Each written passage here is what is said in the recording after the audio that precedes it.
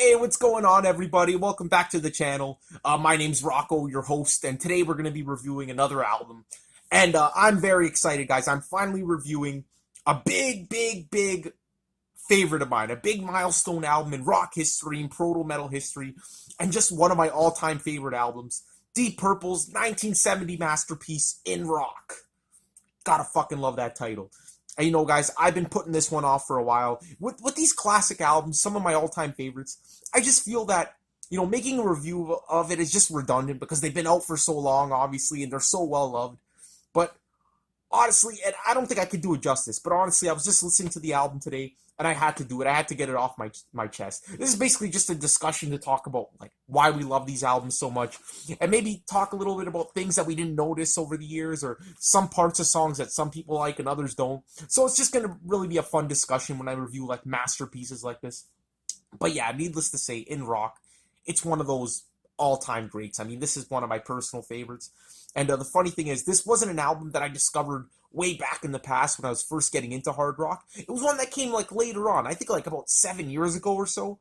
So pretty much like pretty recent actually. Now that I think about it, for such a monumental album like this, and yeah, it fucking blew me away. I'd heard a few other Deep Purple albums like Burn and Machine Head. Loved them both. Loved Deep Purple. I heard Made in Japan, obviously a classic.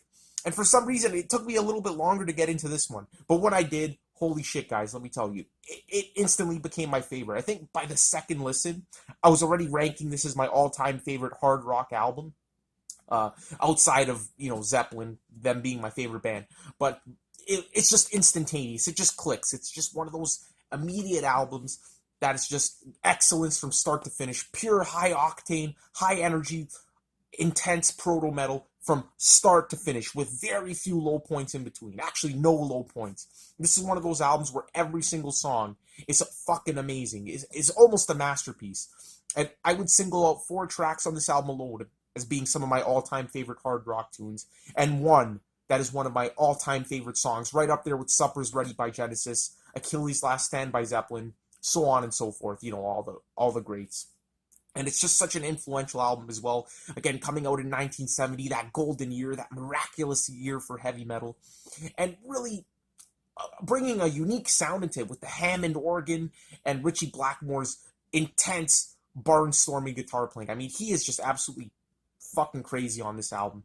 And with the iconic album cover, the iconic title, it's just one of those huge albums. And yeah, it's one of those. Deep Purple's, it's a weird band because usually with bands that have amazing discographies like that, usually I debate like, oh, one day this one's my favorite, the next day this one is. But with Deep Purple, although they have so many fantastic albums, In Rock is like the clear winner for me, the clear standout album.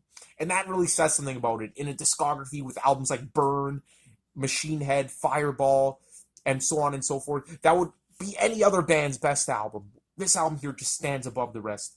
And I just love it. That's basically all I gotta say. It's just an influential album, crazy, fast from start to finish.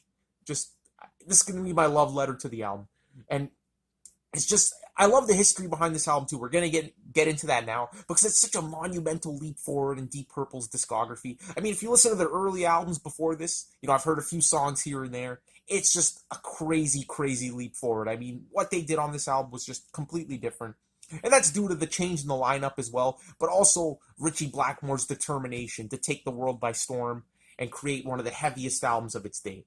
So the history behind this album is really cool. So without further ado, let's dive right into the history. Alright guys, so let's start off this history section a few albums back. Let's go back to their first album, because I'm probably not going to be reviewing the first 3 albums in their discography, because again, they're just so different and so kind of proto Deep Purple that a lot of people don't even consider them to be real Deep Purple albums. Just kind of like how in Genesis, their debut album From Genesis to Revelation isn't really considered their first album, but there are some redeeming qualities to it. Their first 3 albums were recorded under the Mark I lineup, and this one here, In Rock, famously the first album by the Mark II lineup of Deep Purple. I always found it funny how the different lineups were considered Mark I, Mark II, Mark III, and Deep. It seems like that's the only band that really uses that nomenclature of the Mark, which gives, I don't know, I just always found that kind of funny and weird about Deep Purple. But anyway, I digress. So the Mark I lineup of Deep Purple, they formed in, I think, late 1967, with organist John Lord, guitar player Richie Blackmore, bass player Nick Simper, vocalist Rod Evans, Rod, and drummer Ian Pace. So to make a long story short, they actually started off pretty strong. In 1968, they had a hit song "Hush," which was a cover of can't remember who wrote the original, but it was a cover. But now it's regarded as the definitive version of that track. And that's a pretty good success with their debut album. At that time they were more into like the pop, the whole psychedelic scene, kind of like what the band Vanilla Fudge was doing at the time with the whole organ and guitar sound. And to be honest, really nothing special. I've heard a few tracks on their first album, obviously Hush, a few others. It's good. It's good stuff, enjoyable music, but really nothing astounding, especially for that time. Think about the Beatles were releasing the White Album and incredible things like that. They were just a pretty good band, but they did have some success. And ironically, they were way more successful in the U.S. than they were in their native UK. And they would often tour very frequently in the U.S. And yeah, they made a big splash there. They were kind of more of like an underground band in the UK, so really not very popular. So yeah, their first album did pretty well. Their second album did okay as well too. They had another cover hit single, "Kentucky Woman" by Neil Diamond, which also did well. Again, the band wasn't really pushing the envelope. All their big singles at this point were covers, and their songwriting wasn't really there at that point. But definitely John Lord, the organist, was really dominating at this point, kind of acting as the band's leader. He was kind of the founding member, and also the oldest. But Richie Blackmore as well was also a pretty experienced musician. He was a session musician before, so just like people like John McLaughlin, Jimmy Page, those big names in guitar playing. They really cut their teeth doing all the session work in the mid '60s. And Richie Blackmore was one of those people, and he would gradually rise to prominence and pretty much become the leader of the band along with John Lord by this point. But early on, he was still kind of just the guitar player and just chilling in the background. So yeah, with their first two albums, nothing really amazing, just more psychedelic rock. They weren't really associated with hard rock at the time, but they did tour with Cream on their farewell tour, so I guess that's when they first started being exposed to the hard rock sound of, those like pre-proto-metal bands like Cream and things like that, and Jimi Hendrix. Must have been a big inspiration for them at the time. So they get into the studio, record their third album, which was simply titled Deep Purple, so self-titled. And at this point, John Lord was really into the classical stuff. He was a classically trained piano player and organist, but he also loved the blues and, obviously rock and everything. And he started asserting himself more, wanted to put a little bit more classical stuff into the album. So with that album there, I believe there's like a 10, 11-minute orchestral classical piece called April. And at this point in time, Richie Blackmore, he was getting a bit more assertive in the band. He wanted the band to be a little bit heavier, a little bit more on the hard rock end. And Nick Simper, the bassist, was also kind of on his side. And they kind of clashed with John Lord, so tensions were kind of building. But Richie Blackmore still respected John Lord. They were still good friends, and he knew that there would be no Deep Purple without John Lord. But he was still pushing for a heavier sound. So that third album there, it's a little bit of a mix, apparently. I've heard a few tracks on it. It is a little bit heavier, but still, I wouldn't really consider it hard rock, and John Lord did get his way with some of the classical stuff there, and it didn't do very well. I mean, out of their first three albums, this one here wasn't doing well, and the band was really having a lot of financial hardships at that point. Their record label was going bankrupt for some reason, and Deep Purple were their number one seller. So to have an album like this not being as popular wasn't a good thing for Deep Purple. And the funny thing is, when they went to the States to tour, they were expecting the album to be released, but apparently the record company didn't have the financial resources or whatever, and they couldn't release the album. So here they are on tour in the U.S., and hoping that the audience had heard some of the songs on the album, and they find out that the album hadn't been released in the States. So they were thinking they were fucked at that point. But luckily, Deep Purple had a good reputation for being a live band, so people still came to their concerts, and they still did pretty well. And at this point, they were getting a lot heavier live. I mean, Richie Blackmore, as soon as Zeppelin's debut album came out, that really fired him up. That really inspired the guy to dive into a hard rock direction. He already kind of wanted to do that with their third album, Deep Purple, but now he was as determined as ever. He was hell-bent on creating some heavy-ass shit, and live, they were really starting to bring that. There was this awesome interplay where John Lord short-circuited his Hammond organ into the Marshall amps and created this loud, larger-than-life sound, trading off with Ritchie Blackmore, which would end up being the core sound of Deep Purple, that heavy Hammond organ and Ritchie Blackmore's blistering guitar work, which no one did it better than Deep Purple, let me tell you guys. And they started doing this live, and they got this reputation of being this loud-ass, heavy band, and it seemed like things were going to go well for them. Cause, like, even though their record label kind of went under, they were still kind of floating on the surface.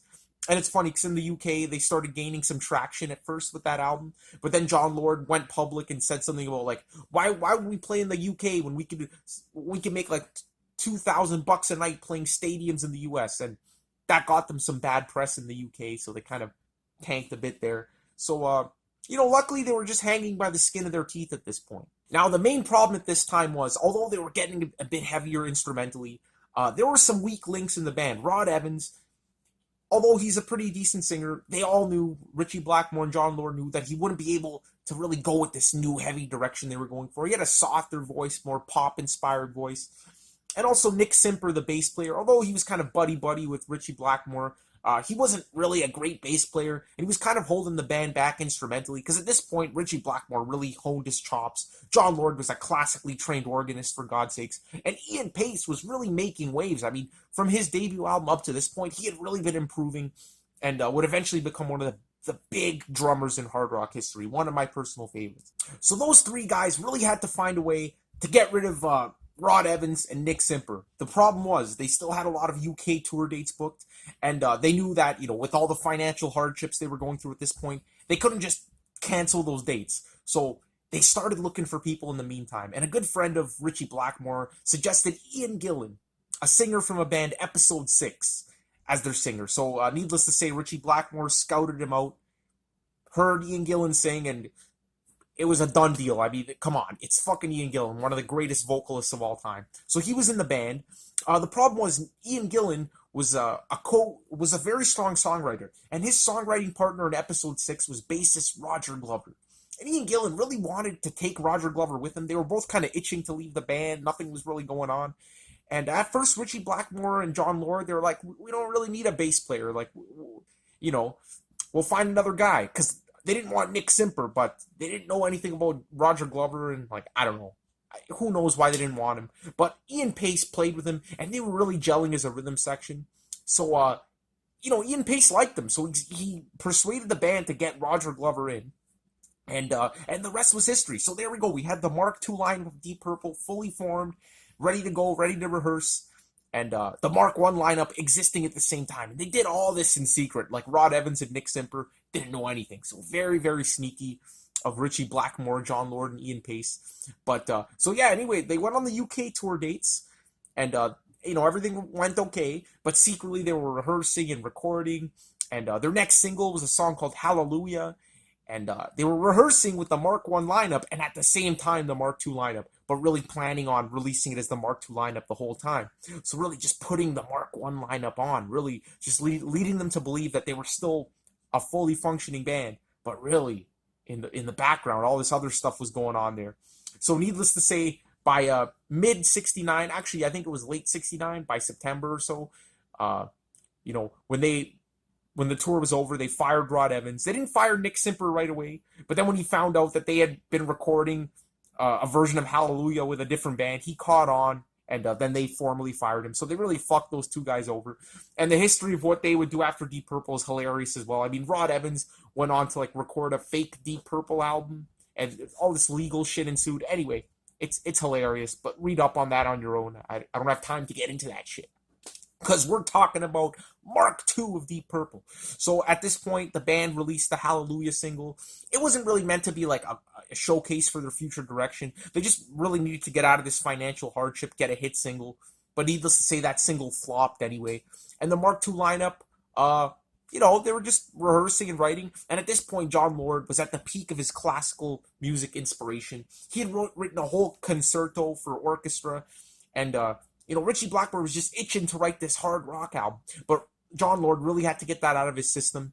So they played with the Royal Philharmonic Orchestra, recorded that live thing as concerto for group orchestra. I don't know. I've never heard it before, but basically it was just Deep Purple playing alongside an orchestra, which according to Richie Blackmore was really condescending towards him and the band, and really insulting not only to him but you know he said himself he was playing guitar for like 15 years at that point, and here he is playing alongside like a 50-year-old classically trained violinist. He just thought it was pretentious and really misleading the band, but John Lord was so into it, and again, he was a strong, powerful force in the band at that point. So they just kind of had to do it before moving on, and it actually did well, believe it or not. So, it made headlines in the UK, and honestly, that just pissed off Richie Blackmore. He didn't want to be considered this novelty band that just played with orchestras, and Ian Gillan as well, although he did sing vocals and write lyrics for the orchestra album. They just, Richie Blackmore told John Lord, he's like, you know what, there we go, we got that out of your system. Now let's go in the studio and write this hard rock album, and if it doesn't do well, I'll play orchestras for the rest of my life. I don't give a fuck. But thank God it did well, because they got into the studio and the whole band was just on top of their game. Again, Roger Glover and Ian Gillan were really strong songwriters, and the whole band were really gelling together, and just their songwriting was, at their apex at this point. So they recorded the album, released it, and the rest was history. I mean, Richie Blackmore said their whole philosophy when recording this, if it wasn't dramatic, if it wasn't exciting, it wouldn't be on the album. So that really made sure that this album here was just hell-raising from start to finish. And they released it, went to number 4 in the UK, by far their biggest selling album. And it made just huge waves all around the world. And luckily, Warner Brothers, they actually bought out the failing record company. So the financial hardships were over at that point. They had that off their plates, and they just had time to focus on writing and recording this fantastic album, which they did. They released it, and the rest was history. In the early 70s, Deep Purple were just one of those massive, massive bands, just like Zeppelin and Sabbath, that really made it big.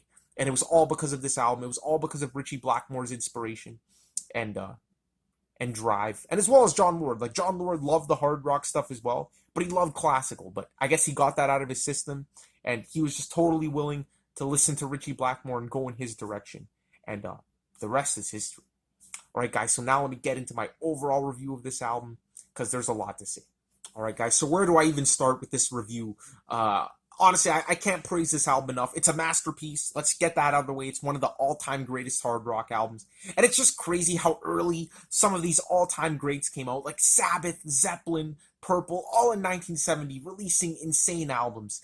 Zeppelin were already progressing. They already started touching on the folkier side on Led Zeppelin 3, which is one of my all-time favorite albums. But Purple and Sabbath were just really laying the groundwork for all the heavy metal that was to come.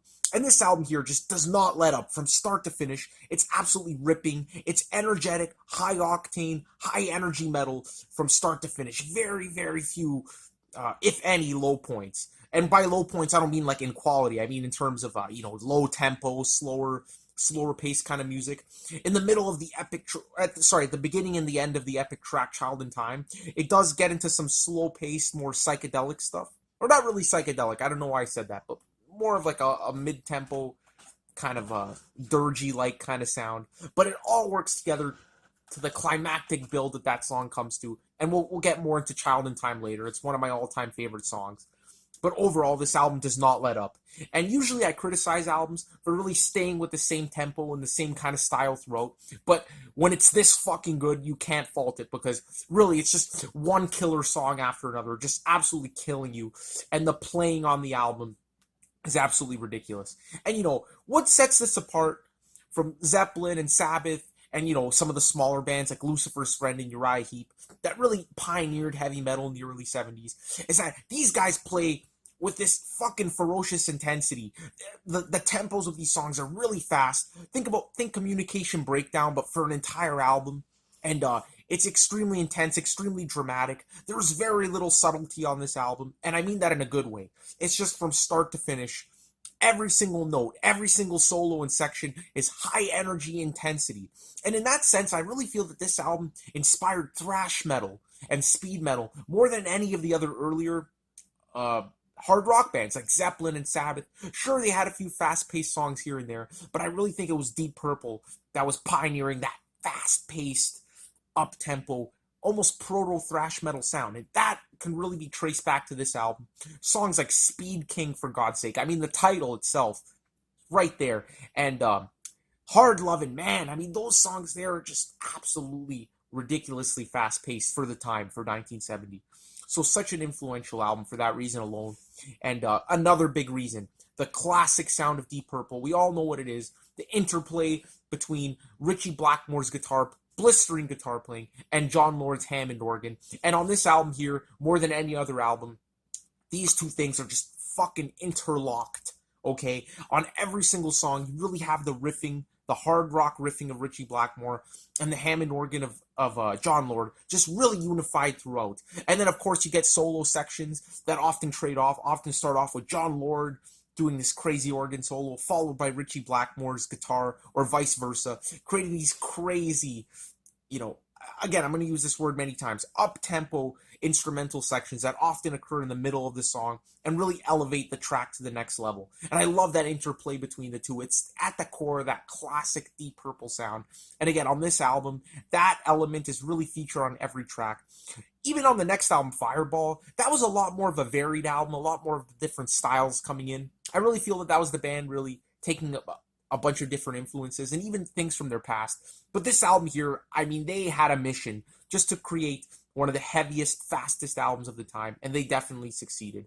And the thing is, there were other albums at this point, like Sir Lord Baltimore's great album, Kingdom Come. That was just this barnstorming, fast-paced album. But the main difference between this album and that one is that these guys were virtuosos of what they did. John Lord, classically trained organist. His solos are absolutely incredible, and I love the distortion on his Hammond organ. That's the thing about this guy. He would make the Hammond organ sound so incredibly heavy. And really, that was an early 70s thing, but I feel like more bands should have done that as the years went by, because that heavy organ sound really fits in perfectly with rock and roll music, especially hard rock music, believe it or not. You wouldn't think that, because it's an organ, for God's sake. But the way John Lord distorts and cranks it is unlike anything else. And again, those chops, those fucking organ classically trained chops are what sets it apart.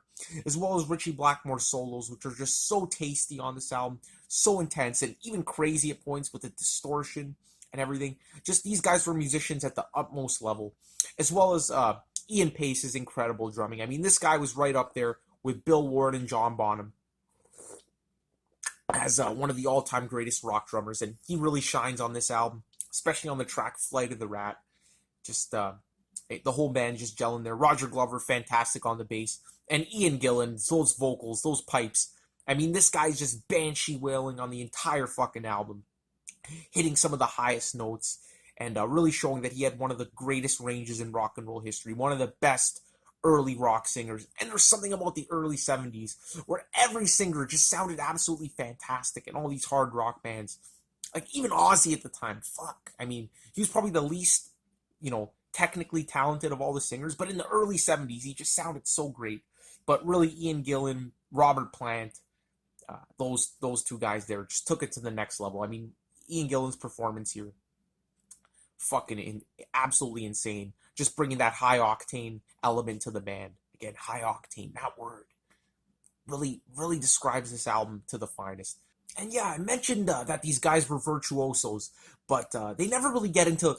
When they do get into lengthy instrumental sections, and trust me, there are plenty on this album, they never really veer off into progressive rock directions like a lot of the other bands at this point in time. They just really stay in that hard rock kind of domain, and they're fantastic. I mean, the solo sections on the album are probably the highlights of the entire thing. Some of the craziest blitzkrieg solos I've ever heard in my life. And again, the organ playing. Oh my god, that fucking organ playing. John Lord, you're a god. Rest in peace. So yeah, fantastic solo sections. Some of the best in Deep Purple history. And all of the songs have fantastic solos. Not just one or two. All of them. All memorable. All exciting. And fantastic. And in terms of the songwriting, again, not much more to add than what I already said. But I did notice that they incorporated a lot more of that classic rock and roll sound, like the late 50s, into the songs. There's little touches of that here and there. And I think that's what sets them apart. Another thing from Zeppelin and Sabbath, how they weren't really influenced too much by the blues. And that hard rock of the late 50s, early 60s was really fast-paced music. And I think that's where that came from, actually. And you could even make the connection with the band Motorhead, because they even said that they're just a rock and roll band, and Lemmy was influenced by the late 50s, early 60s kind of thing. So you can really see that maybe taking inspiration from that rather than blues is what set them apart. It made them so intense and so fast paced on this album. So really cool stuff there, and I really think that rock and roll influence of the late 50s really came back on this album, and in contrast to the other bands that were getting all their influence from the blues and things like that. That's just something I noticed. Tell me if you guys noticed that as well. I don't know. Maybe it's just me. But yeah, guys, I think that's pretty much all I got to say about this album. It's just fucking insane, face melting album. Kicks your ass every single time. And I mean, come on, the name itself, In Rock, that is just a mission statement right there. And the album cover, one of my all-time favorite album covers. I think one of the most iconic. Obviously, the classic cover of engraving Deep Purple's faces on Mount Rushmore. It just sounds so pretentious and so big-headed of them, but it works because the music backs it up, and it's just a fucking statement. So thank God they listen to Ritchie Blackmore, and it's just a genius album. So without further ado, guys, let's get into the track-by-track discussions where we can really delve deep into this album, and I could pour out my love for it even more than I already have, if that's even possible. So here we go. Kicking off the album, we get an absolute Deep Purple classic, Speed King. For me, this is one of the most iconic Deep Purple songs. It's really a mission statement of everything this album stands for, everything this band stood for, at least in its early phase. And it's just an intense song. Again, very dramatic, and just proves what Ritchie Blackmore said. If it wasn't dramatic, if it wasn't intense, it doesn't belong on the album. And right away, I mean, just the way it starts, this band wastes no fucking time. There's no introduction. It just kicks off right away with this incredibly heavy distorted riff, and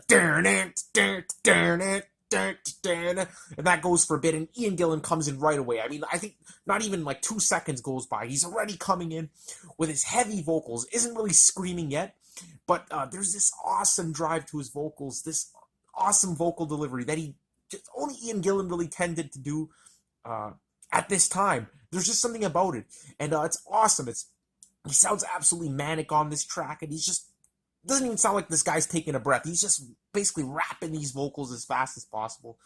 And basically the guitar and organ on this section, it's hard to even separate them. They're just so unified that it really takes a few listens to really realize, oh, there's guitar and organ going on at the same time. And it's just this really up-tempo track, very, basically late 50s rock and roll on meth. So just like Motorhead. Awesome. And again, even the lyrics are paying tribute to like the late 50s, talking about tracks like Lucille by B.B. King, Tutti Frutti. And it's appropriate because honestly, like Little Richard just died the other day. I don't know when I'm going to be uploading this, but this is like 2 days after Little Richard died, one of the great early rock pioneers. And it's a coincidence because here I find myself talking about an album that took a lot of influence from that. And I guess it's hard to find an album that didn't at this point, but specifically from the late 50s. And yeah, just love the whole intro of this track. It has this drive to it. And Ian Gillan's vocals when he says, "See me fly," it has that like over-the-top dramatic feel that really just blows your head off. Then at the 1 minute and 10-second mark, we get into one of the first classic solo sections on the album. Starts off with the organ, and it really just builds and builds and trades off with some bluesy Ritchie Blackmore guitar playing. Again, unique on the album. He doesn't really get very bluesy, but on this track, the trade-offs with the organ and the guitar, just classic prototypical Deep Purple with a bluesy edge to it.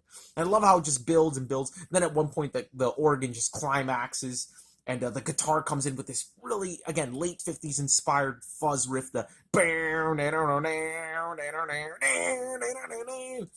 it almost sounds like that song, na na na na na na na na na na na na na na. Fuck, I can't remember the name of it, but you know what I'm talking about. Just a variation of that riff. Really cool. And then Ian Gillan totally makes it. He comes in, again, sounding like an absolute madman. Just screaming, "No, no, no!" Like Banshee, the first Banshee Will of the album comes in at the end of that. And it's just fucking blows your fucking mind off every single time. Gets back into the main theme. And the whole song just ends with this dramatic freak out, guitar feedback, all that. Just really rock and roll, like picturing Pete Townsend like wrecking his guitar. And, Ritchie Blackmore, for that matter, he would do that if you watch the Cal Jam performance. Just really a lot of attitude, a lot of punch behind Speed King. and it's musically just fantastic as well. All the riffs are just iconic. That solo section with the trade-off, absolutely prototypical signature Deep Purple, and Ian Gillan's vocals just so manic and crazy, to be honest with you guys. This track here, easily a 9.5 out of 10, one of my personal favorites. This album here just really cuts to the chase. Track 2, Bloodsucker. Fuck, guys, this is one of my all-time favorite hard rock tunes. It's pretty much in the same vein as Speed King. It's just a short 4-minute high-octane rocker, and but even better than Speed King. I mean, I fucking love this song. It's so addicting. I can listen to this song any time of day, literally any time. Like all day, every day. It's just as addicting as the very first time I heard it. And again, it just wastes no time. It just opens up with this extremely heavy riff, so fucking heavy for the time. This just Richie Blackmore at his absolute heaviest. You know, people talk about Smoke on the Water being an iconic riff. What about this song? What about fucking Bloodsucker? It's awesome. And then before you know it, Ian Gillan comes in again with this drive to his vocals. Like, it doesn't even sound like the guy can even take a breath between the lines. It's just delivery is just so amazing. And the lyrics here, talking about a wino, someone who drinks a lot of wine. I like wine. I drink it sometimes. You know, I can relate. But yeah, basically, it's a funny song, you know. And again, Gillan is just absolutely crazy on this track. Just gives an absolutely insane performance, especially when he screams, "No, no, no!" Again, bringing those banshee wails in at the drop of a hat. It's intense. It's really, I don't know, it might be off-putting to some people at first because he's really just putting so much drama, so much excitement into it. And again, it's so heavy. And we get 3 verses of that before diving into the solo section at the 2-minute mark, which is really cool. Again, it's just a trademark Deep Purple trade-off between the organ solo and guitar solo that we all know and love at this point. And I love how each section is broken up by this awesome stop and start riff. The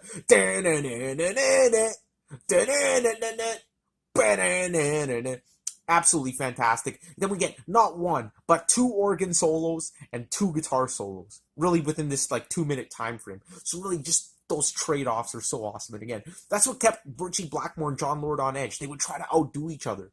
And you can really see that spirit of competition on this track. Then the ending of the song, absolutely fantastic. Rather than getting back to the original theme, actually scratch that. They do get back to the original riff and the original opening part of the song, but Ian Gillan, rather than singing, he's just ad-libbing, just these crazy vocals, like, la, la, la, la, la, like just fucking going nuts. And I guess at this point, the title character, the main protagonist of the song, is absolutely shit-faced at this point, and Ian Gillan just does a perfect job of portraying that. So, good job, Ian Gillan, for really putting the drama into the track. One of the best hard rock performances, one of the heaviest Deep Purple songs. I'm so tempted to give it a 10 out of 10, but then I gotta remember, a 10 out of 10 is Child in Time. This is a 9.5, but it's damn close. What can I possibly say, guys? What can I possibly say about Child in Time? Nothing I can say will do this song justice. It just really is one of the greatest songs ever written. One of my all-time favorites. Definitely in my top 10 favorite songs of all time. Honestly, up there with Supper's Ready by Genesis. La Villa Strangiato by Rush, fucking Since I've Been Loving You, Dazed and Confused, Achilles' Last Stand by Zeppelin, my God, Dogs by Pink Floyd. Honestly, all my favorite tracks. This is honestly one of them. It's one of the most epic songs of all time. And when I mean epic, I really don't say that lightly. I mean the gradual build-ups in this song and the absolute insane intensity this song reaches is unparalleled. Really unparalleled. One of the greatest moments in rock history. I really don't say that lightly. This is one of those songs. It's 10 minutes in length. Really the epic of the album. Although there are a few like 7-8 minute tracks coming up. This one here is just the absolute epic masterpiece of the album. And for a 10-minute song, let me tell you guys, it feels like a 3-minute song. I mean, this song just goes by so fast.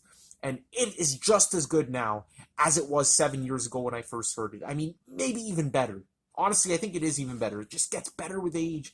And it's one of those rare songs where it never gets old. And I can listen to this any time of day, any day, no matter what mood I'm in. So I'm getting emotional just thinking about it. It's that fantastic. Let's just break this song down because really, it's not only one of the greatest vocal performances of all time, but one of the greatest guitar and organ performances ever. It just starts off absolutely iconic with this slow organ intro, this 1-minute organ intro. It's just so atmospheric. The bass it's just the bass and drumming is just this dirge-like slow build thing, which is totally different from the first two tracks. Again, it brings that variety into the album, and this is what I meant by saying there's very few low points. This is one of the low points, but again, not in quality, just in tempo, and we really need that after those two barnstorming intros. But don't worry, this song is more intense than those first two, and way more emotional, way more climactic. Just absolutely awesome, and you could even see some of that classical flair in John Lord's organ playing here. It isn't like full-blown classical, but you could see that with like a little bit of those crescendos going on there, or whatever word you want to use. Again, I'm no musician, so hopefully I'm not butchering the terminology here, but you know what I'm talking about, those little like flourishes. Just absolutely amazing intro. Then when Ian Gillan comes in, this begins one of the greatest, if not the greatest, vocal performance in rock history. Ian Gillan, just hats off to him. Honestly, if he retired after this album, I would still consider him one of the greatest singers of all time. It just starts off so soft and melodic and really almost hypnotic. And honestly, the vocal performance here, just what can you say about it? The lyrics talking about the Vietnam War and things like that. But honestly, it doesn't even matter. He could be singing about anything, and it wouldn't matter. The vocals itself, just technically perfection, absolute perfection. His phrasing, especially when he sings those, man, like that one phrase he sings where he's like, "By your head," I can't even sing it. And then this ooh, just, honestly, I bet you guys are cringing right now at that, but honestly, I can't even describe how amazing that is. Just his phrasing there when he says "by your hand" just absolutely blows me away every time. It's just so passionate. Then the song locks into this absolutely hypnotic groove, and we get Ian Gillan singing. Ooh. It starts off just very beautiful, very melodic at first, and again, it's like very slow, dirge-like. The whole song's been pretty like low tempo up to this point, but it starts building and building, and Ian Gillan's vocals get more and more intense until like the whole band really kicks in. The guitar, the organ in the background continues to build, just sending shivers up and down my spine every single time. My fucking chair sliding. Every single time I hear this song, it just sends those chills up and down my spine, even to this day. And Ian Gillan just gets to absolute banshee level at this point. He's absolutely screaming, and the whole band's into it. And at this point, you're just absolutely head-banging, and it just totally envelops your body. One of the most passionate and intense moments in rock history. And this is all before the 3-minute, 20-second mark, okay, guys? At this point, we get this pummeling guitar and organ unison. It's just so fucking intense. And then before you know it, we get one of the greatest guitar solos of all time. Comfortably Numb level, Stairway to Heaven level. This is one of the most iconic for me. And it starts off just slow, melodic, and beautiful, but then all of a sudden the backing rhythm section, the organ, guitar, the organ, bass, and drums just start building up, and we get one of the most insane Ritchie Blackmore guitar solos. In my opinion, the best Ritchie Blackmore guitar solo, and one of the best solos ever. It's just absolutely blistering.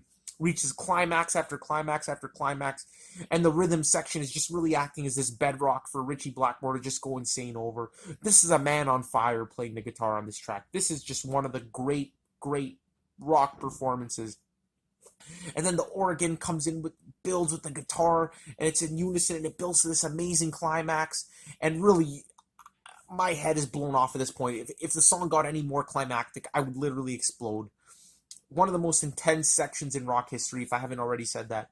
Then it just suddenly stops and goes back to that original organ riff, and that moment there is just so dramatic. I mean, just to build up to this intensity and then just have it stop, and then that original organ comes in. It's a breathtaking moment, and really the whole reprise of this track makes the song. Again, this song's 10 minutes, and it doesn't go through many sections. It's really just that intro section and the guitar solo section there. But it's perfect. I mean, even if this was 15 minutes, I would still love it just as much. And it pretty much just goes through the intro of the track again. Ian Gillan comes back in, gets to that intense build-up section where he's shrieking like an absolute banshee. That's really what he was known for. And just gets so extreme, so intense, just like before the guitar solo. But ending off the song, we get this absolute freak out, kind of like Speed King, the freak out of that track. But this one here is a bit longer, about 1 minute in length.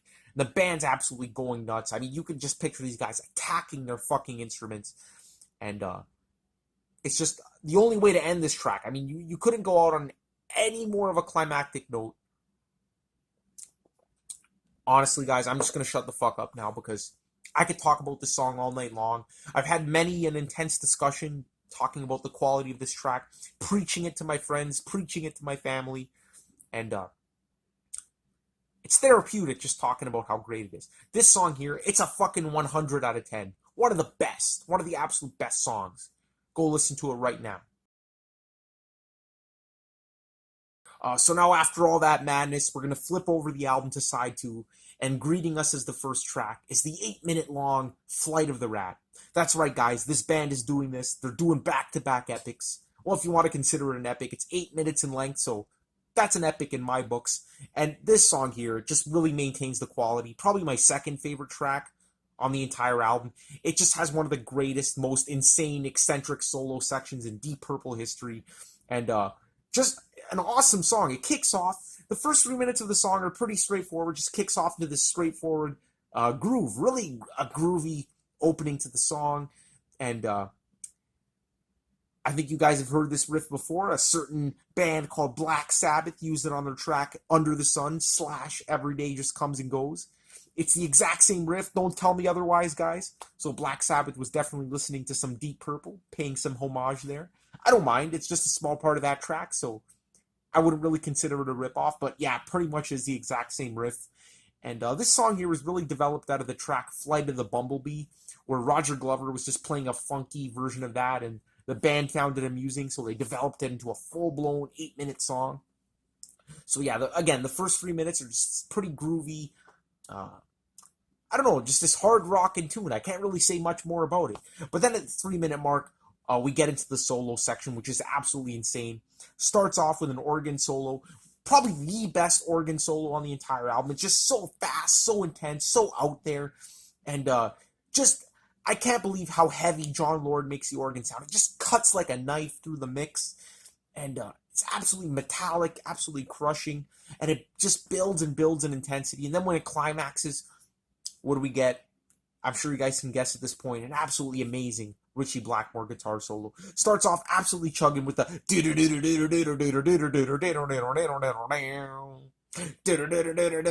and it just chugs along at a fantastic pace. Ian Pace in the background and Roger Glover just really holding it down here. And it just becomes this really eccentric guitar solo. Unlike anything off of the album so far, this one here is just really out there. And it did take me a few listens to really appreciate the solo section here, because it really is just changing at the drop of a hat, and, you know, really just very dynamic, a very dynamic guitar solo that might change a little bit too much to appreciate on the first listen, but on the third, fourth listen, you could really internalize this. And then right when it climaxes, we get into one of the most unexpected parts of the entire album. The guitar gets into this absolutely funky groove. Like, this is Deep Purple doing funk at its best. This waka waka waka waka waka waka. It's just so awesome and unexpected. It just takes you by surprise. Then before you know it, it breaks into the original theme of the track. Ian Gillan comes back in with this more bluesy vocal delivery. He isn't really screaming or anything on this track, but really cool nonetheless. And even reprises the funky section. But the big highlight for me on this track, other than that organ solo, is the outro of this track. It's just 1 minute of Ian Pace, drum excellence, just starts off slow, and you get a gradual build, and he's just going absolutely nuts on this track. This is really like the drum climax of the entire album, and then it just ends with a bang. So really, Flight of the Rat is just the band showing off their chops. The organ solo, the guitar solo, the drum solo. Everything's at the top of their game at this point, and just coming off of Child in Time, to get another treat like this on the album is just absolutely phenomenal. Even if the rest of the tracks were shit, it wouldn't matter because the first half of the album was so good. But no, it just keeps the momentum going. So this track here, no hesitation, 10 out of 10. Love Flight of the Rat. Yeah, guys, so the next track here, Into the Fire, probably the slowest paced track on the album, but no less intense. This is a heavy fucking song. An absolutely crushing riff, even heavier than Bloodsucker. Honestly, one of the heaviest, if not the heaviest Deep Purple song ever. And this is really just full-blown metal at this point. I wouldn't even consider this proto-metal. I mean, that riff is just so heavy and so, I was going to say plotting, but it's not plotting. It's just, it's a slow kind of dirgy kind of riff, but so fucking crushing and distorted. The dun, dun, dun, it just so influential. I mean, you listen to this and you can't help but think, damn, This came out in 1970. And it's just a really short 3.5 minute tune. Doesn't really have a lot of changes. Does have a nice guitar solo in the middle. Really nice. Intense as well. Gets pretty out there. Just like Flight of the Rat. But overall, it's just a heavy, dirgy track. And Ian Gillan's vocal performance. I mean, there's this rasp. There's this kind of growl to his voice that just gives it this grittiness, this heaviness. And it's probably the sleaziest track on the album. So his vocal performance here is definitely more influential to the more grittier, dark style of metal vocals that would emerge later on. Just so influential. Not really banshee wailing here. Actually, he is when he says, "Into the fire!" But he gives it more of a growl, which is really cool, really unique at this point. Like Sabbath and definitely Zeppelin weren't doing these crazy vocals at this point. So Into the Fire, definitely a 9.5 out of 10. Just another masterpiece. This album just doesn't let up, guys. Alright, so the next track on the album, we got Livin' Wreck. You gotta love the titles of these tracks. They're just so awesome. And this track here, just like the song before it, Into the Fire, it's kind of like this really heavy tune. I mean, some really heavy riffing going on by Ritchie Blackmore. Some really innovative guitar playing. I mean, the main kind of attraction to this song, other than Ian Gillan's fantastic vocals, the organ playing, all the staples of Deep Purple, are this awesome effect that Ritchie Blackmore does on his guitar that sounds like literally like a cat, a tiger, a lion really growling. It has this really not high pitch, this really ferocious kind of feel. And that's really the whole intent of this album, as we've already established. But it's just really cool to hear that animalistic kind of primal sound coming out of Ritchie Blackmore's guitar. Absolutely fantastic.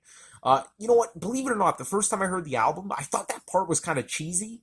But now I look back at myself thinking, like, what the fuck was I thinking? That's so cool. I mean, you never hear that coming out of a guitar. It literally sounds like an animal screeching, or, usually when I think of guitars sounding like animals, I think of Adrian Belew from King Crimson. But fuck, now Ritchie Blackmore's on the same level as Adrian Belew, making his guitar sound like an animal. But yeah, really heavy tune. Opens up with this awesome pounding drum intro. Just great Ian Pace moment right there.